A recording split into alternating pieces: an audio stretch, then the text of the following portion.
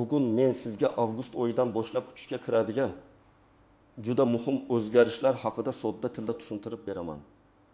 Bu ma'lumot har bir oilaga, ayniqsa pensiya oluvchilar, nafaqa rasmiylashtirayotganlar, kommunal to'lovlar, subsidiya, ijtimoiy yordam yoki davlat xizmatlari bilan ishlaydigan fuqarolarga bevosita taalluqli. Eng muhimi, bu o'zgarishlar oddiy odam bilmasa, vaqt, pul va asab yo'qotishi mumkin bo'lgan masalalarga tegishli. Shuning uchun videoni oxirigacha ko'ring. Men hozir sizga avval qanday edi, endi nima o'zgaradi? Kimlar bundan foyda ko'radi? Kimlar ehtiyot bo'lish kerak? Qaysi hujjatlarni tayyorlab qo'yish zarur? Qayerga murojaat qilish kerak? Hammasini birma-bir tushuntiraman. Kanalga hoziroq obuna bo'ling, videoga like bosing. Chunki bunday ma'lumotlar vaqtida yetib borsa, ko'pchilik odamlar ortiqcha yugur-yugurdan qutuladi. Men ko'p yillardan beri odamlar davlat xizmatlari, nafaqa, subsidiya, pensiya, kompensatsiya va turli rasmiy tartiblar bo'yicha eng ko'p qayerda qiynalishni kuzataman. Asosiy muammo shuki, tartib o'zgaradi, lekin oddiy fuqaro bu o'zgarishni kech eshitadi. Natijada kimdir arizani eski tartibda topshiradi, kimdir kerakli hujjatni olib bormaydi. Yana kimdir o'ziga tegishli yordamni olish imkoniyatini o'tkazib yuboradi. Avval ko'p masalalarda odamning o'zi bir nechta idoraga borishi kerak bo'lardi. Masalan, mahalladan ma'lumotnoma, soliqdan tasdiq, kadastrdan hujjat, bankdan hisob raqami, tibbiyot muassasasidan ma'lumotnoma. Keyin yana tuman bo'limiga ariza. Bu jarayonda birgina kichik xato ham arizani ortga qaytarishga sabab bo'lardi. Odam bir kun emas, ba'zan bir hafta, hatto bir oy vaqt sarflardi. Endi avgustdan boshlab qabul qilingan yangi tartiblarda asosiy yo'nalish shundan iboratki, ko'p ma'lumotlar elektron bazalar orqali tekshiriladi. Ayrim arizalar onlayn ko'rib chiqiladi. Ijtimoiy yordam va subsidiyalar manzilli bo'lishiga ko'proq e'tibor beriladi. Ya'ni yordam haqiqatan ehtiyoji bor oilaga yetib borishi, hujjatbozlik kamayishi va noqonuniy foydalanish holatlari qisqarishi ko'zda tutilgan. Bu yaxshi xabar. Lekin men bitta narsani ochiq aytaman. Har qanday yangi tartibda imkoniyat bilan birga mas'uliyat ham keladi. Agar sizning ma'lumotlaringiz bazada noto'g'ri bo'lsa, propiskangiz, oilaviy holatingiz, daromadingiz, mulkingiz yoki bank hisobingiz bo'yicha xatolik bo'lsa, tizim sizni avtomatik ravishda noto'g'ri baholashi mumkin. Shuning uchun bu videoda men faqat yaxshi bo'ldi deb aytib ketmayman. Balki qaysi joylariga e'tibor berish kerakligini ham tushuntiraman. Avval ko'p hollarda fuqaro davlatdan yordam olish uchun o'zining ehtiyojmandligini alohida isbotlash kerak edi. Masalan, kam ta'minlangan oila sifatida nafaqa olish uchun mahallaga boradi. Oiladagi odamlar soni, daromad, ish joyi, mol-mulk, yashash sharoiti haqida ma'lumot beradi. Keyin bu ma'lumotlar turli idoralar orqali tekshiriladi. Ayrim joylarda jarayon tez, ayrim joylarda sekin bo'lardi. Yangi tartibda esa asosiy e'tibor ma'lumotlarni raqamli tekshirishga qaratiladi. Ya'ni fuqarodan har bir narsani qog'ozda olib kelish talab qilinmasligi mumkin. Chunki ayrim ma'lumotlar tegishli bazalarda bor. Masalan, rasmiy ish haqi, pensiya yoki nafaqa olishi, avtomobil yoki uy-joy bor yo'qligi, oilaviy holati, bolalar soni kabi ma'lumotlar elektron tizimlar orqali aniqlanishi mumkin. Buning foydasi nimada? Birinchidan, odam kamroq idoraga boradi. Ikkinchidan, tekshiruv nisbatan tezlashadi. Uchinchidan, yordam olish kerak bo'lgan odamlar ro'yxatdan tushib qolmasligi uchun tizim aniqroq ishlashi kerak. Lekin xavfli tomoni ham bor. Agar bazadagi ma'lumot eskigan yoki xato bo'lsa, masalan, siz allaqachon ishdan bo'shagansiz, lekin tizimda hali ham ishlayotgan ko'rsangiz, arizangiz rad etilishi mumkin. Men buni oddiy misol bilan tushuntiraman. Deylik, bir oilada 5 kishi yashaydi. Ota, ona va 3 farzand, ota vaqtincha ishsiz, ona uy bekasi. Avval ular mahallaga borib sharoitini tushuntirib, nafaqa yoki moddiy yordam so'radi. Endi tizim ularning rasmiy daromadini, bolalar sonini, mulkini, kredit yuklamasini va boshqa ma'lumotlarni ko'rib chiqishi mumkin. Agar hammasi to'g'ri bo'lsa, bu oila uchun jarayon yengillashadi. Ammo otaning nomida eski, ishlamay turgan avtomobil bor bo'lsa yoki boshqa joyda rasmiy daromad ko'rinib qolsa, yordam masalasi savol ostida qolishi mumkin. Yana bir misol, pensioner ayol yolg'iz yashaydi, kommunal to'lovlari oshgan, dorilarga ko'p xarajat qiladi. Agar yangi tartibda kommunal kompensatsiya yoki ijtimoiy yordamni olish imkoniyati bo'lsa, u ayol eng avvalo o'zining pasport ma'lumotlari, yashash manzili, bank kartasi va pensiya ma'lumotlari to'g'ri ekanini tekshirtirish kerak. Chunki pul ajratilsa ham bank hisob raqami noto'g'ri bo'lsa yoki karta fol bo'lmasa to'lov kechikadi. birinchi navbatda. Bu o'zgarishlar kam daromadli oilalar uchun juda muhim. Agar oilada rasmiy daromad kam bo'lsa, voyaga yetmagan bolalar ko'p bo'lsa, yolg'iz ona yoki yolg'iz ota farzand tarbiyalayotgan bo'lsa, nogironligi bo'lgan shaxs bo'lsa, pensioner ota-ona bilan birga yashalsa, ular yangi tartiblarni diqqat bilan kuzatish kerak. Ikkinchi guruh pensiya va nafaqa oluvchilar. Avgust oyidan boshlab ayrim to'lovlar, arzi topshirish, qayta hisoblash bank orqali olish, elektron xabarnoma va muddatlar bo'yicha tartiblar yangilanishi mumkin. Men pensionerlarga doim aytaman, pensiya faqat har oy pul tushadi degani emas. Pensiya ish staji, ish haqi, qo'shimcha imtiyozlar, nogironlik holati, boquvchisini yo'qotganlik, yoshi, hujjatlarning to'g'riligiga bog'liq. Agar sizning ish stajingizdan 1 yil tushib qolgan bo'lsa ham, bu oylik miqdorga ta'sir qilishi mumkin. Uchinchi guruh subsidiya olishni rejalashtirayotganlar. Masalan, uy-joy subsidiyasi, ijara kompensatsiyasi, kommunal xizmatlar bo'yicha yordam yoki boshqa davlat qo'llab-quvvatlovi. Bunday holatda daromad, mulk, oilaviy holat, avval subsidiya olmaganlik va ariza topshirish muddati juda muhim bo'ladi. Ba'zi fuqarolar mening daromadim kam, demak avtomatik berishadi deb o'ylaydi. Yo'q, avtomatik berilishi uchun ham ma'lumotlar to'g'ri bo'lishi, ariza o'z vaqtida berilishi va shartlarga mos kelishi kerak. 4-guruh tadbirkorlar va o'zini o'zi band qilgan fuqarolar. Chunki daromadni rasmiy ko'rsatish soliq organlaridagi ma'lumotlar. Bank aylanmalari ijtimoiy yordamga ta'sir qilishi mumkin. Men bu yerda bir narsani aniq aytaman. Rasmiy daromad borligi har doim yordam berilmaydi degani emas. Muhimi oilaning umumiy holati baholanadi. Lekin daromad yashirilsa yoki noto'g'ri ko'rsatilsa, keyinchalik ortiqcha to'langan mablag' qaytarilishi talab qilinishi mumkin. Birinchi misol, Toshkent viloyatida yashovchi oila bor deb olaylik. Oilada 4 kishi, er, xotin va 2 bola. Her oyiga 2.500.000 so'm rasmiy maosh oladi. Xotin ishlamaydi. Ijara haqi 1.800.000 so'm, kommunal to'lovlar yozda 300.000, qishda 700.000 so'mgacha chiqadi. Avval bu oila yordam olish uchun hujjat yig'ishga qiynalardi. Chunki er ishlayotgani uchun daromadingiz bor deb qaralishi mumkin edi. Yangi tartibda esa oilaning jon boshiga daromadi, bolalar soni, ijara xarajati va boshqa mezonlar ko'rilsa, ular ayrim yordam turlariga mos kelishi mumkin. Lekin ular ijarada yashayotganini tasdiqlovchi shartnoma yoki manzil ma'lumotlarini to'g'rilab qo'yishi kerak. Ikkinchi misol. Samarqandda bir pensioner ota yolg'iz yashaydi. Pensiyasi 1.200.000 so'm. Dori darmoniga oyiga 400.000 so'm ketadi. Elektr, gaz, suv chiqindi uchun yana 30.000 so'm to'laydi. U kishi o'ziga tegishli qo'shimcha yordam borligini bilmasa, yillar davomida hech qayerga murojaat qilmasligi mumkin. Endi avgustdagi o'zgarishlar bo'yicha ma'lumotlar elektron bazalarda ko'rilsa, u kabi yolg'iz pensionerlar aniqlanishi osonlashadi. Ammo u kishining telefon raqami, bank kartasi, yashash manzili noto'g'ri bo'lsa, xabarnoma ham yetib bormaydi, to'lov ham kechikadi. Uchinchi misol. Farg'onada yolg'iz ona 3 nafar farzandini tarbiyalayapti. U tikuvchilik qilib oyiga taxminan 1.500.000 so'm topadi, lekin daromad doimiy emas. Agar u o'zini o'zi band qilgan shaxs sifatida ro'yxatdan o'tgan bo'lsa, tizimda daromad ko'rinishi mumkin. Bu yordam olishga to'sqinlik qiladimi? Har doim ham emas. Chunki masala faqat daromad bor yo'qligida emas. Balki oilaning umumiy ehtiyojida. Lekin u ayol bolalarning tug'ilganlik guvohnomalari, aliment bo'yicha hujjatlar, yashash manzili, bank hisobini tartibga keltirish kerak. 4-misol. Bir fuqaro eski avtomobilini 5 yil oldin sotgan, lekin rasmiylashtirmagan. Hujjatda avtomobil hali ham uning nomida turibdi. Endi u ijtimoiy yordam so'rab murojaat qilsa, tizim bu odamda avtomobil bor deb ko'rsatishi mumkin. Aslida avtomobil undan ketgan, lekin hujjatda hali ham bor. Mana shunday kichik ko'ringan masala arizani rad etishga sabab bo'lishi mumkin. Shuning uchun men hammaga maslahat beraman. Nomingizdagi mol-mulkni tekshiring. Eski sotilgan avtomobil, ulush, yer, uy yoki boshqa mulk hujjatda sizda qolmaganiga ishonch hosil qiling. Agar sizning hujjatlaringiz to'g'ri bo'lsa, daromadingiz rasmiy bo'lsa, oilaviy holatingiz bazalarda aniq ko'rsatilgan bo'lsa, bank kartangiz faol bo'lsa, yashash manzilingiz yangilangan bo'lsa, siz katta xavotirga tushmasangiz ham bo'ladi. Yangi tartib sizga ko'proq qulaylik berishi mumkin. Chunki avvalgidek har bir ma'lumotnoma ortidan yugurish kamayadi. Lekin xavotir olmaslik beparvo bo'lish degani emas.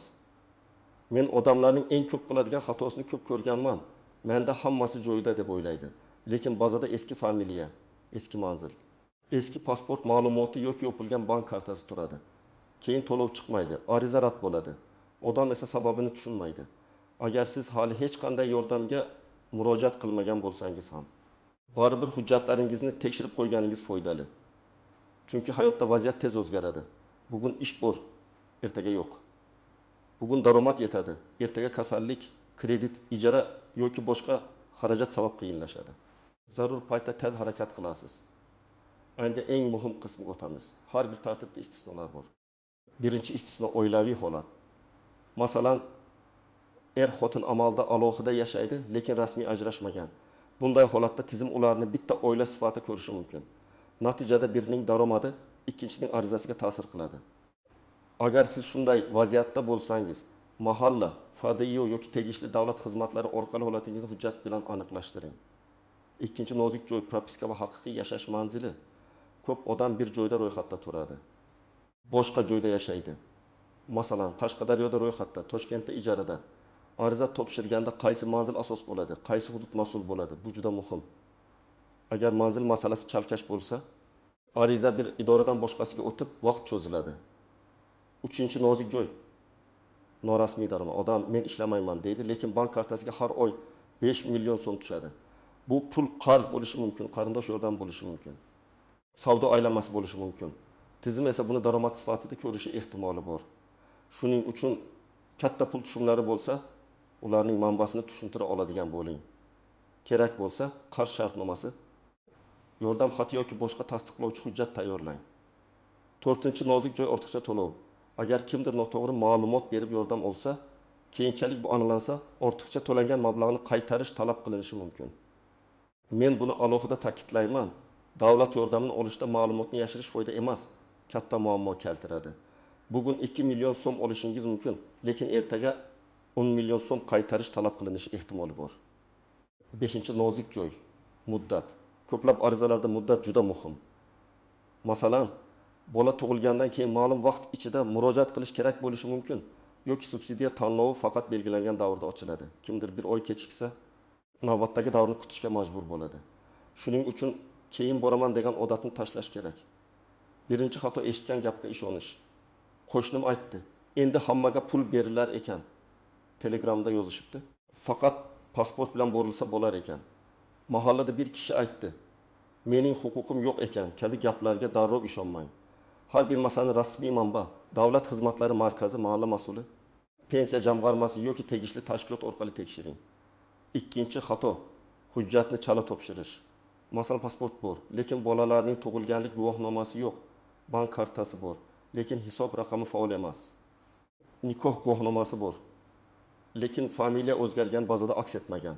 Bitta hujjat yetishmasa, butun jarayon to'xtab qoladi. Uchinchi xato, telefon raqamini almashtirib, idoraga xabar bermaslik. Hozir ko'p xabarnomalar SMS yoki elektron tizim orqali keladi. Agar eski raqam ishlamasa, siz muhim xabarni ko'rmaysiz. Arizangizga javob kelgan bo'lishi mumkin, lekin siz bilmay qolasiz. 4-chi xato, rad etishdi. Demak, tamom deb o'ylash. Yo'q, rad etilgan arizani qayta ko'rib chiqish, xatoni tuzatish, qo'shimcha hujjat topshirish, izoh berish yoki belgilangan tartibda shikoyat qilish mumkin. Eng muhimi, rad etish sababini yozma yoki elektron shaklda oling. Sababni bilmasdan muammoni hal qilib bo'lmaydi. Endi men sizga aniq qadamlarni aytaman. Birinchi qadam, hujjatlaringizni tekshiring. Pasport yoki ID karta, yashash manzili, oilaviy holat, bolalarning tug'ilganlik guvohnomalari, nikoh yoki ajrim hujjatlari, nogironlik bo'yicha ma'lumotnoma, pensiya guvohnomasi, bank kartasi va hisob raqami tartibda bo'lishi kerak. Ikkinchi qadam, mol-mulk ma'lumotlarini tekshiring. Nomingizda uy, yer, avtomobil, ulush yoki boshqa mulk bor yo'qligini aniqlang. Agar eski sotilgan avtomobil yoki boshqa mulk hujjatda sizning nomingizda qolgan bo'lsa, uni rasmiy tartibda hal qiling. Bu masala ijtimoiy yordam, subsidiya va boshqa imtiyozlarga ta'sir qilishi mumkin. Uchinchi qadam, daromad bo'yicha aniqlik kiriting. Agar rasmiy ishlasangiz, ish joyingizdagi ma'lumotlar to'g'ri ekanini tekshiring. Agar ishdan bo'shagan bo'lsangiz, buyruq va mehnat daftarchasi yoki elektron mehnat tizimidagi yozuv to'g'ri kiritilgan bo'lsin. Agar o'zini o'zi band qilgan bo'lsangiz, faoliyatingiz, daromadingiz va soliq ma'lumotlaringizni tartibga keltiring. 4-qadam, mahallaga yoki davlat xizmatlari markaziga murojaat qiling. Men tavsiya qilaman, borishdan oldin masalangizni qog'ozga yozib oling. Masalan, men kam ta'minlangan oila sifatida yordam olish tartibini bilmoqchiman. Men kommunal to'lovlar bo'yicha kompensatsiya bor yo'qligini tekshirmoqchiman. Men bolalar nafaqasi uchun ariza bermoqchiman. Men pensiyamni qayta hisoblatmoqchiman. Savol aniq bo'lsa, javob ham aniqroq bo'ladi. 5-qadam, ariza topshirganda nusxa yoki raqam oling. Elektron ariza bo'lsa, ariza raqamini yozib qo'ying. Qog'oz ariza bo'lsa, qabul qilinganini tasdiqlovchi belgi yoki qayd bo'lishi kerak. Keyin men topshirgandim deb isbotlash qiyin bo'lmasin. 6-qadam, rad javobi kelsa sababini so'rang. Sizga mumkin emas degan og'zaki gap yetarli emas. Sabab aniq bo'lishi kerak. Daromad yuqori ko'ringanmi? Mulk bor deb chiqqanmi? Hujjat yetishmaganmi? Muddat o'tganmi? Manzil mos kelmaganmi? Sababni bilsangiz uni tuzata olasiz. 7-qadam, yaqinlaringizga ham ayting. Ayniqsa ota-onangiz, keksa qarindoshlaringiz, qishloqda yashaydigan tanishlaringiz, internetdan kam foydalanadigan odamlar bunday o'zgarishlardan kech xabar topadi. Ba'zan bitta telefon qo'ng'irog'i bilan ularga katta yordam bergan bo'lasiz. Agar masala nafaqa, moddiy yordam yoki oilaviy ehtiyoj bo'yicha bo'lsa, avvalo mahalla mas'ullariga murojaat qiling. Lekin faqat og'zaki gap bilan cheklanib qolmang. Qaysi yordam turi bor? Shartlari qanday? Qaysi hujjatlar kerak? Ariza qayerda topshiriladi? Muddat qancha? Javob qachon chiqadi? Bularni aniq so'rang. Agar masala pensiya bo'yicha bo'lsa, pensiya jamg'armasi bo'limiga yoki davlat xizmatlari markaziga murojaat qiling. Men pensionerlarga ayniqsa ish staji bo'yicha hujjatlarni tekshirtirishni maslahat beraman. Eski ish joyi yopilgan bo'lsa, arxiv ma'lumotlari kerak bo'lishi mumkin. Ba'zan bitta arxiv ma'lumotnomasi pensiya miqdorini oshirishga sabab bo'ladi. Agar masala subsidiya bo'yicha bo'lsa, davlat xizmatlari markazi yoki my.gov.uz orqali tekshiring. Ariza topshirishda oilaning daromadi, uy-joy sharoiti, mulk ma'lumotlari, bank rekvizitlari, telefon raqami muhim bo'ladi. Agar onlayn topshirishni bilmasangiz, davlat xizmatlari markaziga borib, xodimdan tartibni tushuntirib berishni so'rang. Agar ma'lumotlaringiz bazada noto'g'ri bo'lsa, muammoning turiga qarab tegishli idoraga boring. Manzil bo'yicha ichki ishlar yoki migratsiya bo'limi, nikoh va ajrim bo'yicha IXDYO. Mulk bo'yicha kadastr, avtomobil bo'yicha yo'l harakati xavfsizligi bo'limi, ish staji bo'yicha ish beruvchi yoki arxiv, bank kartasi bo'yicha bankka murojaat qilinadi. Men tavsiya qiladigan oddiy matn shunday bo'lishi mumkin. Men avgust oyidan boshlab kuchga kirayotgan yangi tartiblar bo'yicha o'zimga tegishli ijtimoiy yordam, subsidiya yoki to'lovlarni tekshirtirmoqchiman. Ma'lumotlarim bazada to'g'ri ko'rinayotganini, ariza topshirish huquqim bor yo'qligini va kerakli hujjatlar ro'yxatini yozma yoki elektron shaklida bilmoqchiman. Mana shunday aniq gapirsangiz, sizni bir idoradan boshqasiga asossiz yuborish ehtimoli kamayadi. Avgustdagi o'zgarishlar haqida turli mish-mishlar ko'payishi mumkin. Kimdir pul chiqarib beraman, navbatsiz qilib beraman, tanishim bor, hujjat kerak emas, faqat karta raqamingizni bering deb aytishi mumkin. Bunday gaplarga ishonmang. Davlat yordami, pensiya, nafaqa, subsidiya rasmiy tartibda beriladi. Sizdan bank kartangizning maxfiy kodi, SMS kodi, PIN kodi so'ralmasligi kerak. Agar kimdir sizga oldindan pul bering, keyin yordam olib beraman desa, bu juda xavfli signal. Rasmiy davlat xizmatlari uchun belgilangan to'lov bo'lsa, u kassaga yoki rasmiy elektron to'lov orqali amalga oshiriladi. Hech qachon begona odamga karta ma'lumotlarini bermang. Yana bir muhim masala, soxta havolalar. Telegram yoki SMS orqali yangi yordam puli uchun ro'yxatdan o'ting degan havola kelishi mumkin. Havolani bosishdan oldin uning rasmiyligini tekshiring. Rasmiy saytlar, davlat xizmatlari portali va tegishli tashkilotlarning tasdiqlangan kanallari orqali harakat qiling. Demak, avgust oyidan boshlab kuchga kirayotgan o'zgarishlarning asosiy mazmuni shuki, davlat xizmatlari va ijtimoiy qo'llab-quvvatlash tizimidan ma'lumotlarni elektron tekshirish, manzilli yordam, arizalarni qulayroq ko'rib chiqish va hujjatbozlikni kamaytirish yo'nalishi kuchaymoqda. Bu ko'pchilik uchun yaxshi xabar, chunki vaqt tejaladi. Yordam olish jarayoni aniqroq bo'ladi. Odamlar ortiqcha idora yurmasligi mumkin. Lekin men ekspert sifatida yana bir bor ogohlantiraman. Hujjatlar va ma'lumotlar to'g'ri bo'lmasa, yaxshi tartib ham sizga foyda bermasligi mumkin. Shuning uchun pasport, manzil, oilaviy holat, daromad, mol-mulk, bank kartasi va telefon raqamingizni hozirdan tekshirib qo'ying. Agar yordamga huquqingiz bo'lsa, vaqtida murojaat qiling. Agar rad javobi olsangiz, sababini aniqlang va xatoni tuzating. Sizning fikringiz men uchun muhim. Yozing. Sizning hududingizda bu o'zgarishlar bo'yicha qanday tushuntirish berishyapti? Ariza topshirganlar bormi? Muammo yoki ijobiy tajriba bo'ldimi? Kommentariyada yozib qoldiring. Videoga like bosing, kanalga obuna bo'ling, yaqinlaringizga ham yuboring. Chunki bu ma'lumot ko'pchilik oilaga real yordam berishi mumkin.